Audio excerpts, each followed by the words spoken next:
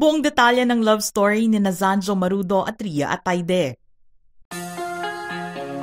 Isang malaking sorpresa nga ang inilabas ng showbiz couple na sina Rhea Atayde at Zanjo Marudo noong isang araw sa kani-kanilang social media accounts. Inihayag na kasi nila sa publiko ang kanilang engagement na hinihintay ng maraming tao. Ipinakita ni Rhea ang singsing na ibinigay sa kanya ni Zanjo na kinunan niya kasama ang background ng langit at puno na view sa kanilang kwarto habang nasa bakasyon sa Cavite. Sinamahan ni Rhea ang announcement na ito ng 2 pang litrato nilang magkasama. Ang isa ay habang nakaupo sa isang bench sa kanilang bakasyon abroad at ang isa naman ay habang nag-e-enjoy sila sa kanilang dinner sa isang restaurant sa harap ng Wat Arun Temple sa Bangkok, Thailand. Ito ang ikalawang beses na may ikakasal sa pamilya ng veteranang aktres na si Sylvia Sanchez. Nauna na ang panganay niyang si Quezon City Congressman Arjo Atayde na nagpakasal kay Maine Mendoza noong July 28, 2023. At tila matutupad na rin ang matagal ng hiling ni Sylvia sa mga anak na mabigyan siya ng maraming apo. Nasasabik na kasi siya noon pa man na magkaroon ng apo na siya namang magiging unang apo nila ng kanyang mister na si Art Atayde sa kanilang mga anak. Taong 2022 nang kumalat ang tungkol sa namumuong magandang pagtitinginan sa pagitan ni Zanjo at Rhea. Madalas kasing makitang magkasama ang dalawa. Pero noong una ay hindi pa aakalain na may namamagitan na sa kanila dahil kilalang malapit talaga sa mga kaibigan niyang lalaki si Rhea. Ang ilan nga mga showbiz friends nito ay pilit pang inililink sa kanya. Sweet kasi si Rhea pagdating sa kanyang mga kaibigan. Ngunit napansin ng ilang mga netizens na ang pagiging close niya kay Zanjo ay tila papunta na sa pagkakaroon ng relasyon. Unang napag-usapan ang tungkol sa pagdidate nilang dalawa ng mabalita, ang ginawang pagsunod ni Rhea sa New York habang nasa tour ang Star Magic Artists, kung saan kabilang si Zanjo. Doon ay nakita silang magkasama sa isang restaurant, habang kasama rin ang ilan nilang mga kaibigan. Pero noong mga oras na ito ay wala pang ginagawang kumpirmasyon ang dalawa tungkol sa estado ng kanilang relasyon. Nabuking na lang ito nang ang mismong ina ni Rhea na si Sylvia Sanchez ay nadula sa isang interview. Siya kasi ang nagpaalam sa publiko na nasa dating stage ang anak sa aktor. Sa panayam din ni Corina Sanchez sa aktres, nilinaw nito na wala pang relasyon ang kanyang anak kay Zanjo. Pero seryoso ang dalawa na kilalanin ang isa't isa.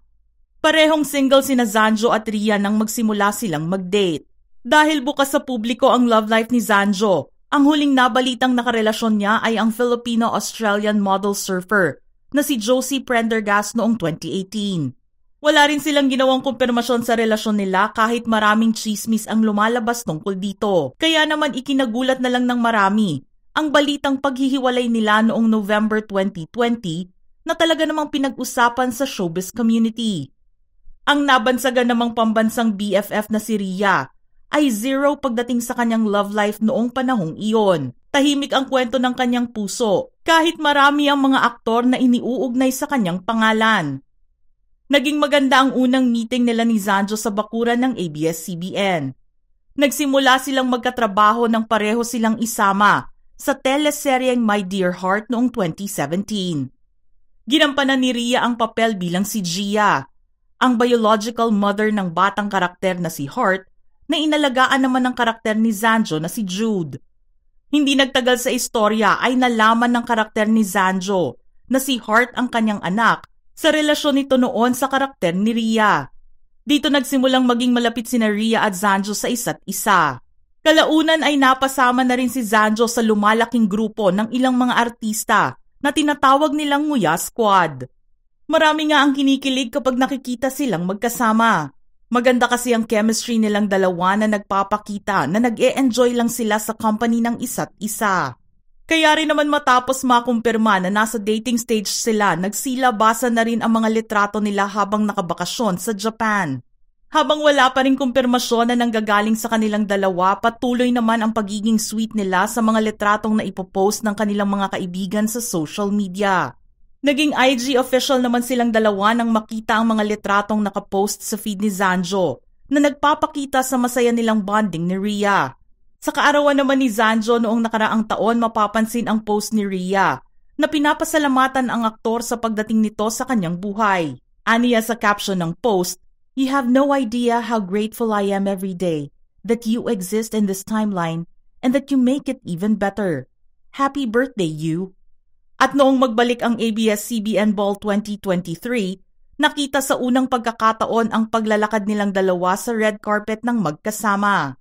Hilig nga nilang dalawa ang mag-travel at kita naman sa family pictures ni Rhea na tanggap nila ang boyfriend ng anak. Bukas din silang nakakasama si Zanjo sa ilang mga family trips. Kaya naman walang makikitang problema sa pagsasama nila dahil boto ang mga magulang ni Rhea sa aktor.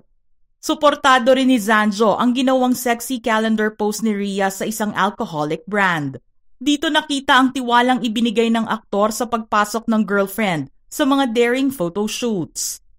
January 2023 nang aminin na ni Zanjo sa publiko ang relasyon nilang dalawa ni Rhea.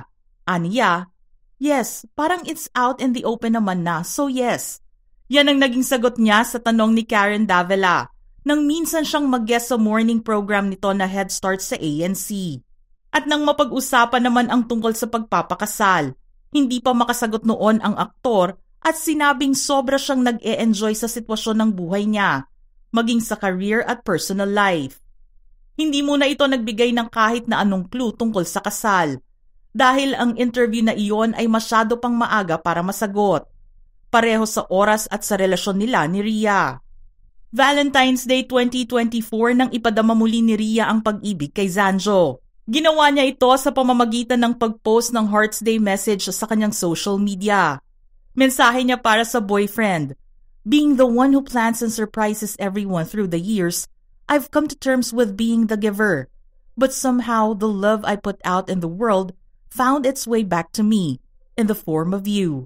Happy Valentine's, bestie. Grateful for you today and every day." Sobra-sobra ang pasasalamat ni Rhea sa pagkakakilala kay Zanjo. Siya kasi ang klase ng lalaki na nabigyan ng halaga ang kanyang pagiging babae. Hindi rin naging hadlang ang 10-year age gap nilang dalawa. Older batch lang daw ang aktor, pero pareho silang millennials. Sinabi rin ni Rhea kay Bernadette Sembrano na sobrang saya siya ngayon dahil nasa isang relasyon siya kung saan napapahalagahan siya at kung saan mayroong mutual respect at mutual admiration.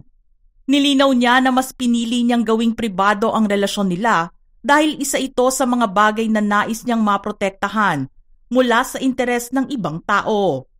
Hindi na nga nila matanda ang pareho kung paano at kailan nagsimula ang kanilang relasyon. Nagulat na lang din sila na ang kanilang friendship ay mauuwi pala sa pagmamahalan at ngayon nga ay sa kasalan. Mula sa amin sa Showbiz Philippines, congratulations on your engagement, Rhea Atayde and Zanjo Marudo. Mga ka-showbiz peeps, gusto naming marinig ang inyong reaksyon sa ating istorya ngayon. Just send in your comments below.